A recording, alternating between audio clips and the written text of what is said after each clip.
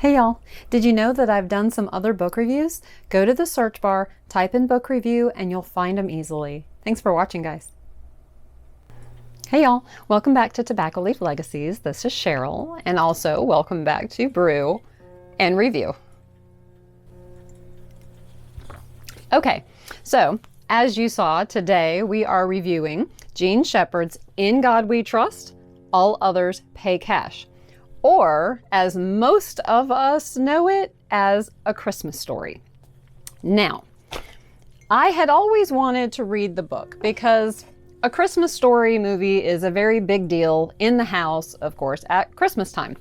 I will admit it is not my favorite, but I mean, I definitely do watch it because it is a super cute movie. And I mean, let's face it, it's a classic at this point. So, I always saw that it was about it was based off of this book. And so I thought, you know what? I am going to get this book and read it and check it out. Before we even get into the questions and all that, I will just say that it was not what I was expecting. And I think that people that read the book kind of come to the same conclusion. I think because we have this famous movie and all these scenes and this, I think we pick up a book expecting to find that exact same story. And as we'll get into, the story is in here. It's only part of it though, which I thought was interesting. So anyway, before we dive too far into that, the premise basically of this book is that Ralphie goes back as an adult years later and visits his friend Flick, who now owns a bar. The book is basically the conversation between these two friends as they reminisce about stories and their childhood. Like I said, this is kind of where, when it starts, it was not how I was expecting it to go. I was thinking we were going to be focusing more on kind of the Christmas story, Ralphie, and kind of that, and it took a different turn with this. Okay, let's get into it. So of course for today, if you can see, I had to wear the boyfriend's actual Christmas Story t-shirt. We have a couple little trinkets here. These are actually his for Christmas. He doesn't know yet. But we have those. And of course, we have Ralphie up here, whom you probably saw in my Christmas video.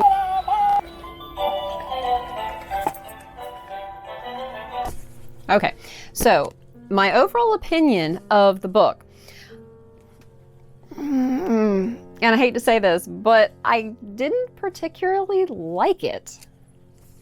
I know, right? Love the movie. I did not really love the book. Jean Shepherd's writing, to begin with, his style is very unique. He uses words and verbiage that, honestly, I had to stop and look up numerous times. It's kind of hard when you're writing, if you're using words that people don't, like everyday people don't know, it's a little frustrating because if you don't know the word, you're not sure the point that he's making in this particular paragraph or sentence or whatever it may be. So I had to stop a few times because there was a word that's like, I've never seen this word in my entire life. Like, what does this mean? And then, like I said, just kind of how he wrote was very, very different from anything that I've ever read, actually. Something like he capitalizes words for emphasis that don't need it.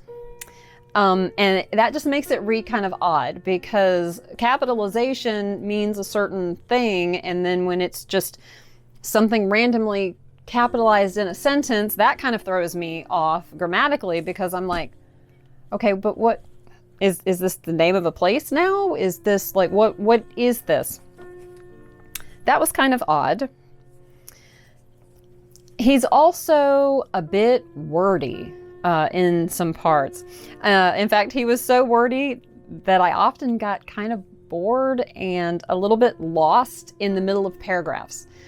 I didn't know, it's like it got so wordy that I didn't know what he was talking about. I didn't know what point he was trying to make. And I kind of found myself like, okay, no. Let's just get to the end of the paragraph here and move on to the next thing. And then maybe I'll figure out what he's talking about.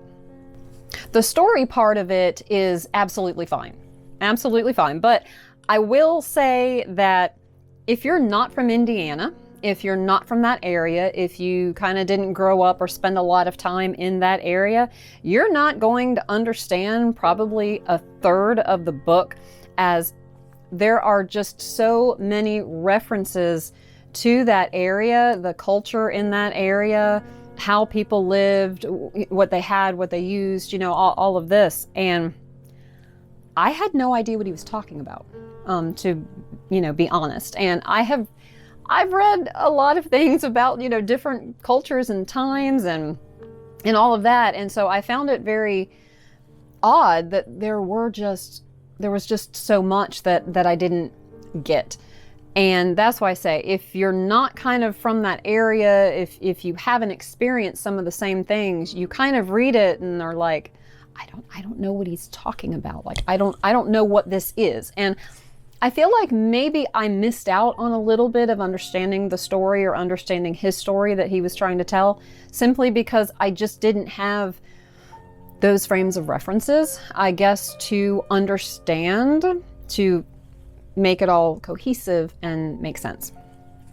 I was also, I will admit, a bit disappointed to find out that A Christmas Story, the movie that, all of us know so well and like so much, is not really based off the book. It's based off of a chapter. That caught me by surprise too, because I really thought there would be more of the movie like in the book, and there was one chapter. Like really, the majority of that movie comes from one chapter in the book. And there are other, like a handful of other little bits that are pulled from other areas of the book, but that's it. So it is a good story. I mean, I'm not going to take away from that. It is a good story. It's a slightly difficult read if you're not from the area, if you're not familiar with some of the things that Gene is talking about, and you really just cannot go into it expecting that you were getting a Christmas story in a full book when the Christmas story is only one chapter of the book.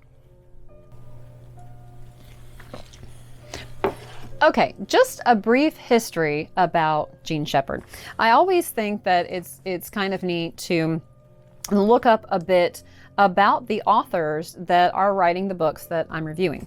A little about Gene. Most of us know him from A Christmas Story, which he narrated and co-scripted. But did you know that he earned his amateur radio license at age 16? He even served in World War II with the U.S. Army Signal Corps. After that, Gene began his broadcast radio career. From 1945 to 1955, he worked at 7 different stations before settling in New York City at WOR. He was famous for his short stories. Some were even published in Playboy. His stories about growing up in Indiana were put together to form this book and others. Gene even got into live performances, appearing at Rutgers, Fairleigh Dickinson, Princeton, and Carnegie Hall. Fun side note, he did the voice of the father in Carousel of Progress in Disney World in Orlando. And while we're talking about Florida, Gene moved to Sanibel Island in 1984. In 2005, he was posthumously inducted into the National Radio Hall of Fame, and in November 2013, he was posthumously inducted into the Broadcast Pioneers of Philadelphia Hall of Fame. Okay, let's get into the questions. What do you think about the cover? The cover is fine. And I'll hold this up where you can see it. It's fine. It's not wonderful. I mean, I don't love it, but the thing is that it does have the things that are mentioned in the book on it. Is the title an accurate representation of the story? Is the title accurate? Well, yeah, kind of. It's actually mentioned on the last page of the book, as it is a sign that is displayed above the door of Flick's bar. And that's about it. So it's accurate, I guess, because it's mentioned in the book, but it's just a sign that was in the bar. I don't really feel like it necessarily represents the entire, story of Ralphie. How original or unique was the story? As I've said, the story itself is good. It's fine. And while I think that there are hundreds, probably thousands of stories that, talk about people reminiscing and all of that, the specific setting and timeline of the story does make it a little more unique, especially since there are all of those locality references in particular. And that's when have said before that, if you're not from Indiana, there's a lot of things that you're going to miss. But if you are from Indiana, if you did grow up in that area, then this is really going to hit home. What did you like best and least? Best and least. Well, we'll just start with least. I didn't like the writing style. Plain and simple, I didn't like it and found it hard to read. As I mentioned, there were so many wordy parts in descriptions and stuff that I would just lose interest and kind of move on to the next thing. Having to stop and, look up words to figure out what he was saying was a little frustrating. And not that I expect every single book that I pick up to not have a word that I don't know. I mean, that's how we learn, of course. But, after the first 10 of these words, I was like, okay, can we maybe just use words that the majority of us are going to know that kind of mean the same thing? And I had mentioned the capitalized words in the middle of a sentence that didn't need to be capitalized. That just didn't work for me. I kind of get what he was trying to do in the story, but it did not work for me. It didn't come across that way. It came across as confusing, and I think it made me start trying to look at something or look for something that wasn't quite there, if that makes sense. I know it sounds confusing. Book was confusing. And really simply put, the best thing out of this was the chapter that Christmas Story was based on. And I'm sure that is because of the movie, and because, the movie is just so good and all that, and because I know that part of the story so well that, of course, that was going to be the best for me. What feelings did the book evoke? Feelings from the book? Honestly, not many. As I keep saying, there's a lot of confusion because of the writing. And, there was some disappointment because I expected, I think, more out of the book that, would relate to the Christmas Story movie. I expected more of that. And when I found that it was only one chapter, I was a little bit disappointed. And I will say that having a movie like that is such a classic and so popular and successful, probably made it hard to go back and read this, kind of playing devil's advocate here. If I had never seen Christmas Story, okay, never seen the movie, and read the book, okay, the capital, letters in the middle of a sentence, the wordiness, that stuff I still wouldn't like. But maybe I wouldn't have as much disappointment in the book because I wouldn't have the movie over here that I was sort of rating it against, because anytime that you pit the book against the movie, the book is always going to win because the book usually has more detail and such. I mean, of course, there's no way to put everything into the movie. But in this situation, the movie completely, in my opinion, completely overshadows this book. So I think maybe if I'd have read this first, I would have had more of an appreciation for the entire book, for the entire story, and it would have hit different. And then when I saw the movie, I would have been like, oh, look, they pulled the, the fun stuff out of the book. And I think I would have looked at it differently. If any of you have read this book and you really like the movie, I would be very interested to read your comments as far as what you think about pitting the two against each other. What is your favorite quote or chapter? All right, so my favorite quote is, let's see, I believe, yeah, of course, Ralphie is talking here. And here's the paragraph.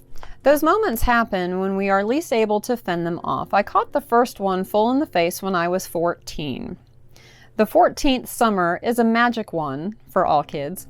You have just slid out of the pupa stage, leaving your old baby skin behind, and have not yet become a grizzled, hardened, tax-paying beetle. Here's my favorite one. At 14, you are made of cellophane. You curl easily and everyone can see through you. And I read that, and of course, you know, at this stage in the book, that's his age, and he's talking about, you know, big moments in his life and how he feels about them and all that. But when I read that, I just kind of stopped and went, huh, that's a really great way of putting it. Think back to when you were 14. That's a really precarious age for the majority of us. And the way he said, you know, you curl easily and everyone can see through you. I mean, isn't that like 100% truth? I just love that. So that one is my favorite one. From what other character's point of view would you like to read? Another point of view. You know, for some, it may not be the most interesting, but honestly, I would like to see the point of view from Ralphie's mom.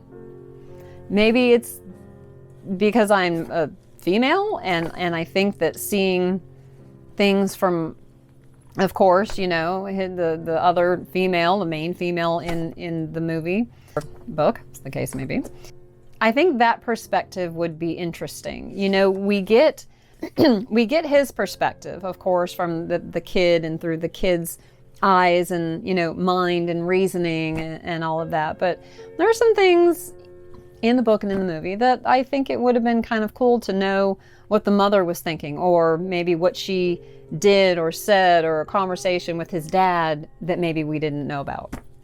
What do you think was the author's purpose in writing the book? His point, well, supposedly the story was a kind of pseudo-autobiography of Gene's. So I really think he wanted to share stories with us about his childhood. Are there other books by the same author that you'd like to read? Would I read a book by the same author? No, I would not.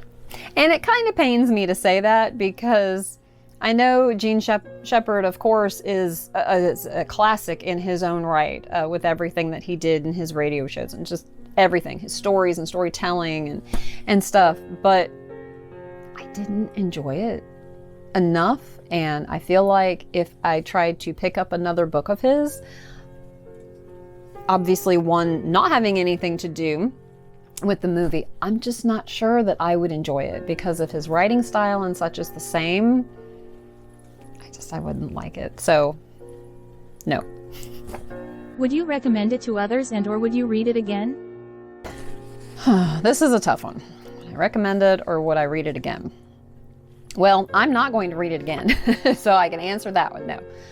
Once was a plenty for this book, so I'm not going to read it again. I would recommend it if you're curious, like I was, and you love the Christmas Story movie, and you're curious about the book that it came from. I would encourage you, go ahead and get it and read it. And I would recommend it if you did grow up in Indiana, if you are, going to be familiar with a lot of the places and culture and things, that he kind of mentions throughout his story. I mean, if you're from there, absolutely, because you're going to get more out of it than the rest of us are. And because we talk so much about, the movie, of course, I made a list. As I was reading the book, I, of course, was expecting to see the different bits from the movie. expecting that probably not all of them would be in there because, you know, for movies, you gotta, you know, judge it up a little bit, right? Well, things in the movie, okay, that are missing in the book. The fragile part. Fragile. It must be Italian. Okay, not in the book. The tongue getting stuck to the pole.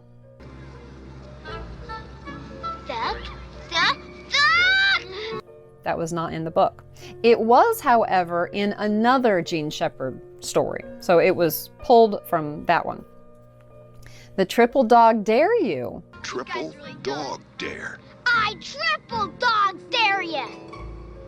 Schwartz. Not in the book. I was surprised. I thought for sure at least maybe that would be. Nope, that's not either. Okay. When they went to the mall, so that Ralphie could see Santa and go tell him, you know, what he wanted. It wasn't elves that were helping Santa, it was Snow White. Like, what is that? I read that in the book and I'm like, okay, well, at least that's one change I'm glad they made from the book to the movie, because since when does Snow White help Santa Claus? Come on, kid. Ho, ho, ho! Come on. That was a little odd. So that was different. Here's a biggie.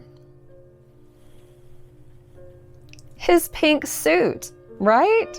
His rabbit suit. Immediately my feet began to sweat as those two fluffy little bunnies with the blue button eyes stared sappily up at me. Not in the book. I was so shocked. I thought for sure that the most classic thing, you know, to come out of that movie, what was in there? No, it was not. I could not believe it. He got slippers. Okay, he got slippers, not the whole outfit. Like, what? Ralphie with soap in his mouth. Lifebuoy, on the other hand.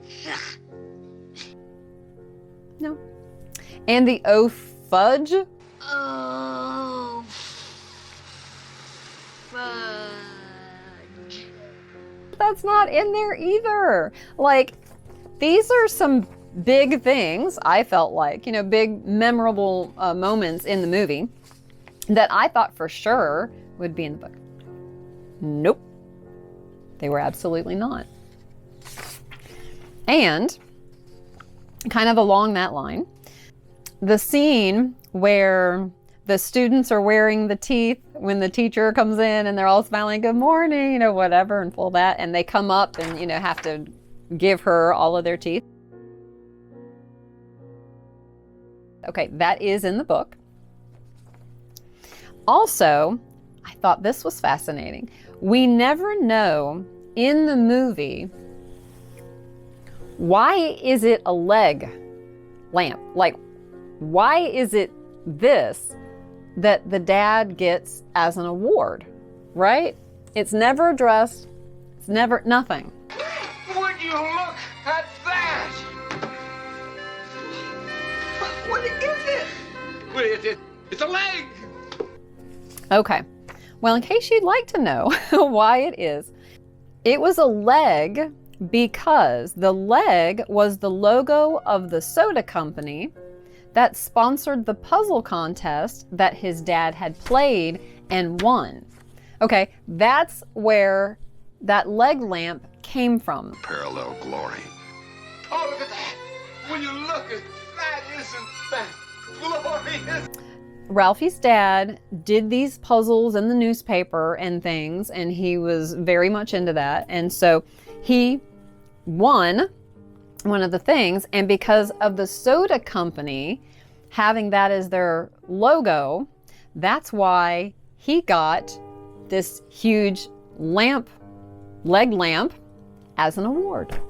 And I thought, you know, this may sound stupid, but to me, that was probably one of the most fascinating little bits of the story, because in the movie you see it, and again, probably the most iconic scene, you know, moment that comes out of this movie that, you know, we all know. It's on, you know, shirts, it's toys, it's all sorts of stuff, right? Why a leg lamp? And how did he get, like, we never know. Well, the book tells us, and I found that especially interesting. All right, guys, that concludes this brew and review. I am very curious. I know most people love the movie, but let me know. Have you read the book? And what did you think? Very, very curious about your comments. Thank you so much for watching and supporting me like you do. And as always, time is precious. Carpe diem. Seize the day. I'll see you next time.